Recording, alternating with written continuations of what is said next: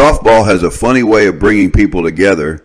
This story starts in Canada with a player named Dan Carlson, a talented hitter, a student of the game, and someone always looking to get better. Along the way, Dan met one of the most respected hitters and teammates I've ever known, Dave Reed. Dave saw something in Dan, not just as a player, but as a person. And Dave did what great teammates do. He made a connection. Dave introduced Dan to me. That introduction changed everything. Dan made the move to Florida, committed himself to the process, and kept grinding, learning, competing, and growing. Today, he's not only developed his game to the Major Plus level, but he's also become my co-host on The Dugout, a place where we talk softball, life, lessons, and the stories that matter. This is what softball does. It changes lives. It brings together like-minded people. It builds friendships, trust, and camaraderie that go far beyond the field. From Canada to Florida, from an introduction to a partnership, from teammates to family, this is the power of the game.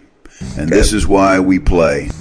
In the 40s is where I got to know Eddie really well. He had his team, and I played on another really good team. Yeah, a team that was our with Harold Kelly, right? Well, with Harold Kelly. Yeah. And we always played, and then as I got a little bit older, I kind of wanted to get on Eddie's team, but Eddie felt I still wasn't good enough for his team. That's in your head. That's no, never that's been. the truth. It was it? It was the truth. I said you weren't good enough? Basically, and kind of pushed me off. But then all of a sudden, 50s came around. I was one of the first ones he called and said, "Come on, let's play together in the 50s," and we've been playing together ever since. Cool. Yeah, so let's transition that because, you know, let me tell you this real story about Dave Reed. I played against him when he was a kid, and he was on a great team, and I was on a great team. That guy always was a good hitter. From the day one I ever seen him, he was a good hitter. He was a good pitcher. He was a good first baseman. And I'll tell you a story you probably don't even remember, but we're playing them, and I had the best team in the state. We're in an ISA World Tournament somewhere in the middle of the state. And the guy that was our coach was, you know, I love Jim, but he just was all about himself. But Dave, they beat us with a lesser team. And I think the reason they beat us was his pitching. Okay, so they get us all together and make a, you know, announcement about all world. And so all, you know, our team, and yeah, you remember it, and then his team. But his name never came up. He hit really well, but Jim Trinsell, put his own guy and his buddy on it. Yeah, his own buddy that didn't hit worth a damn. I went to the tournament director and I complained, and finally, I don't know what I think I might have said, I'll pay for the trophy, but give that man an all-world tournament. You probably don't even know that, do you? No, but that's what I did. You did get on that. Yeah. But let's go a little farther. So Dave and I became fast friends. We traveled together. When he got in the 50s, we traveled together all the time. Went to Vegas, went to shows, you know, all that. Went overseas. Yeah, we went to Dominican. You go to Hawaii too, didn't you? Hawaii. We traveled the world. I always say that Dave Reed is one of the nicest guys in slow pitch softball. He's equivalent to Bruce Meade. He's one of the best. And Mark Martin, I said the other day, Mark Martin's like Bruce Meade in terms of being a nice guy. Now that moniker would never go to me until you told me, right? Everybody would agree to that. But at one point in Dave's career when we were playing, and I don't even remember what that was, but it was somewhere in the 50s, because I told Dave, if you ever go to overlap grip, you would change your game immensely. And I got a story about that. Okay, well, I'll tell you about this guy. He was a good hitter, probably a better hitter than me in average, but he always hit bullets, line drives, you know. There was a time that I walked Jackie McLean to get you, and you hit a home run and won the game state tournament, right? That was the state champion finals. Yeah. I walked Jackie McLean, who was a great hitter. He was behind him, and I bet it that he wasn't going to hit it out, but he hit it out at University Park. I remember all that stuff. But getting back to this, I said, Dave, you should do the overlap grip. And I guess he had enough respect for me. How a guy that's maybe not as good a hitter as he was in average, I'm telling him to change his grip. He must have had enough respect for me to change it. And when he did, he became the Dave Reed he is now. Now, it's not only the overlap grip. The man it's just like this guy, a workaholic. I'll give you one story and I'm going to turn it over to Dave. But we roomed together one time when our wives didn't come. And 6 in the morning, I wake up and Dave's on a damn. Dave, what the hell are you doing? I'm working out, man. He's down there doing it. And I swear he did a plank for like 2 hours. 6 minutes. 6 minutes. But doing a plank is a lot. But getting back to the overlap grip thing, Dave wrote the book in.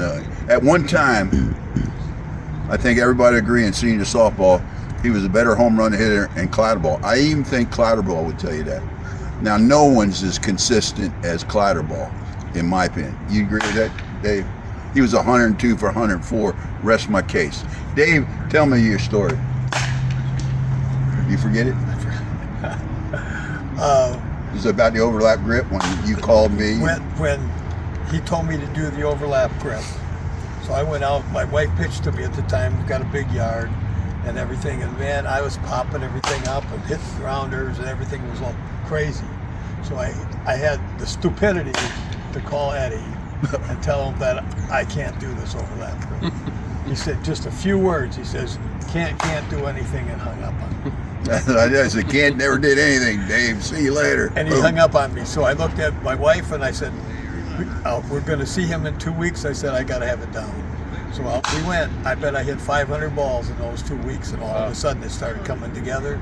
It's been, 30 years? 30 years. So, Dave, let me ask you this for my overlap grip thing. What do you think the benefits of overlap grip are, and how they help you? I think I picked up some bat speed with it, because you're hanging at one end of the bat, you got your end load all the way down at the other end of the bat. So when you're up here, it's a little maybe just a hair bit slow getting off, but once it gets to here, basically good because you're so far down on the handle, and then the end load is up here, it just takes off.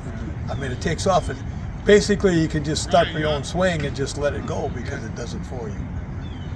And that made it gives you a little more lift too, doesn't it? Because you got to get under the ball a little bit, but confidence was the key. Once I started hitting a few over the 105-foot fence, 300-foot, 5-foot fence, then all of a sudden I go, I can do this. Now they start going 330, 340, and sometimes a little bit longer than that even. Yeah. But confidence makes a big difference. But in order to get the confidence, you got to start doing it. So let's take the overlap grip, do it to Dan, who used the overlap grip. What was your genesis of?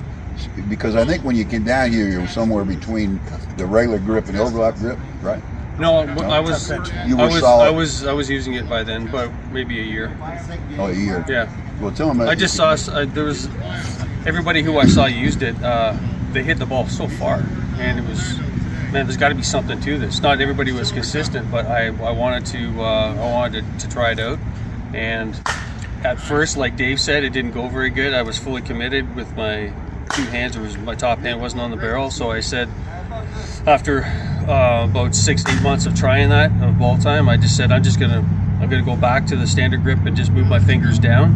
And now I can't even imagine swinging the other way. I so what do you think it does for you? Well, what Dave said, confidence? Bats longer.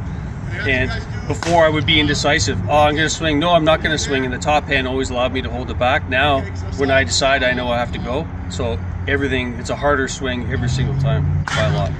Never go back, would you? Never. I don't think I could. No. Okay.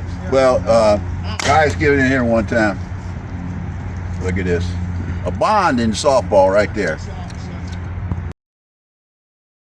This is why softball matters. It's not just about hits, wins, or titles. It's about people.